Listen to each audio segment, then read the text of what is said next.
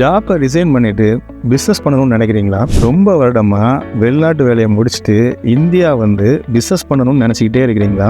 இதுதான் சரியான நேரம் உங்கள் பிஸ்னஸை நீங்கள் ஸ்டார்ட் பண்ணுறதுக்கு. இங்கே வாய்ப்புகள் அதிகம், அதே நேரம் போட்டிகள் ரொம்ப ரொம்ப அதிகம். உங்களுடைய போட்டியாளர்கள் யாரா வேணா இருக்கலாம். சின்ன சின்ன பிஸ்னஸ் ஓனர்ஸா, பெரிய பெரிய கார்ப்பரேட் நிறுவனங்களா, ஏன் பெண்கள், வயதானவங்க, சிறுவர்கள்னு காமர்ஸ் பண்ணக்கூடிய தனி நபர்களா கூட இருக்கலாம். இவங்க எல்லாரையும் சமாளிச்சு தான் பிஸ்னஸ்ல நிக்கணும், ஜெயிக்கணும். ஒரு பிஸ்னஸை ஸ்டார்ட் பண்றதுக்கு முன்னாடி, நம்மளுடைய ஜாப்பை ரிசைன் பண்றதுக்கு முன்னாடி செய்ய வேண்டியது என்ன?